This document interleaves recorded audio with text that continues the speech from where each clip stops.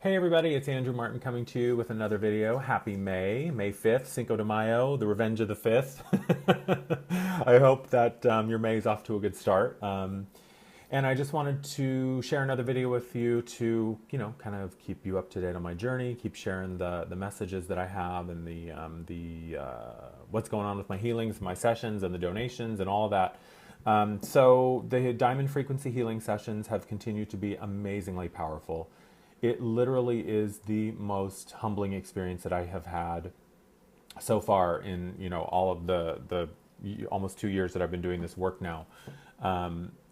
It blows my mind, the information that comes through for people and the experiences that people are having and the value of what people receive from these healings is phenomenal to me. It's so incredible that this is something that I can help people access and that this is something that I'm able to, bring to people.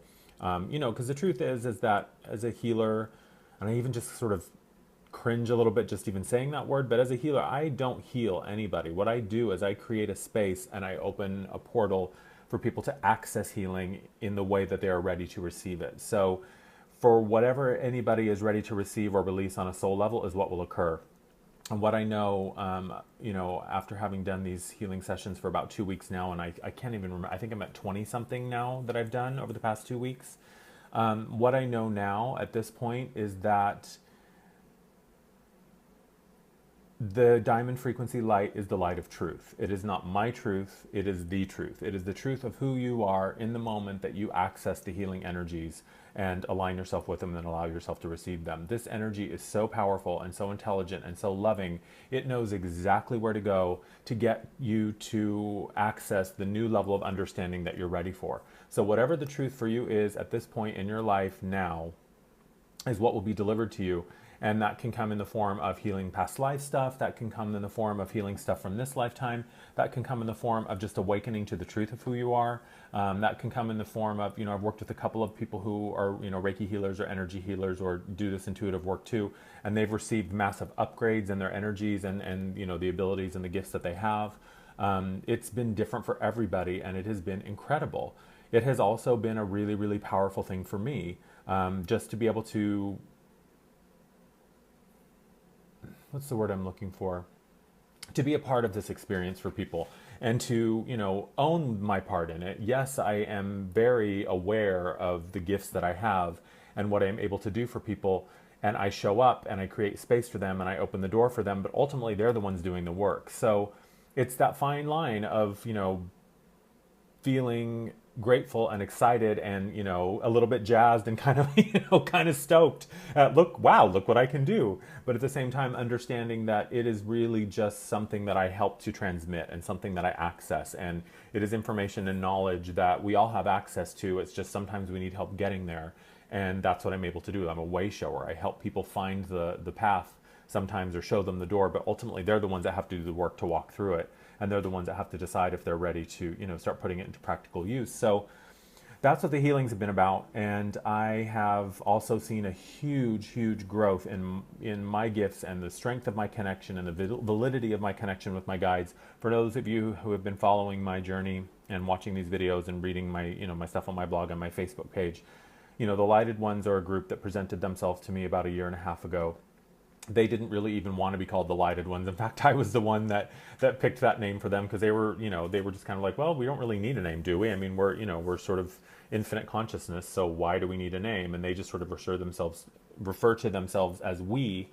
But I thought, well, for practical purposes, I can't just go around calling them we. I want to give them a name. So the Lighted Ones is what kind of just popped into my head, and it felt right, and they were fine with that. They sort of laughed at it, but they got it.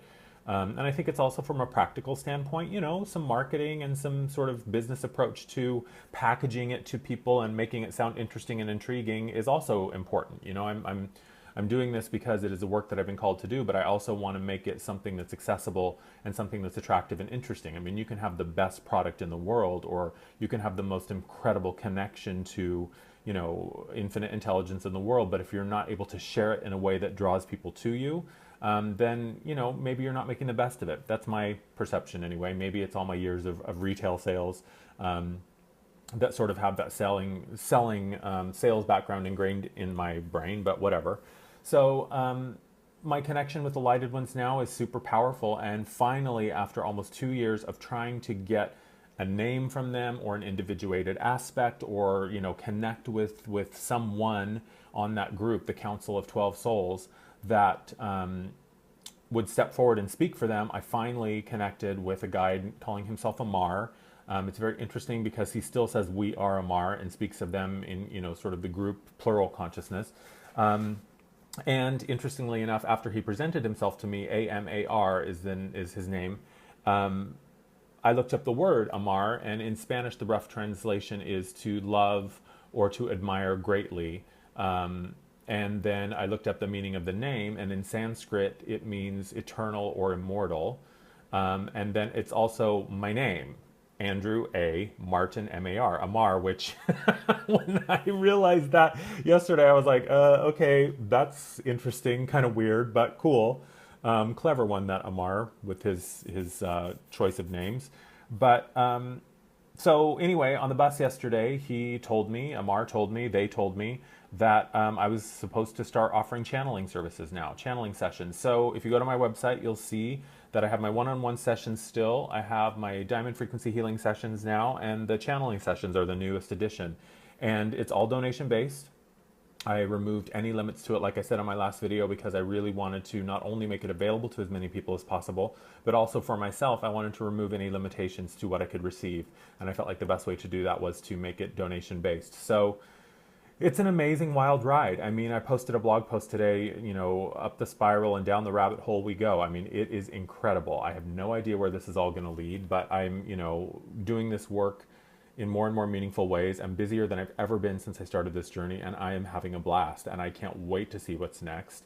So yeah, I just wanted to update you and let you all know about the changes and the the new services that I'm offering, the channeling stuff. I'm also working on some ideas for classes and group presentations, so that's in the works. I'll keep you posted on that.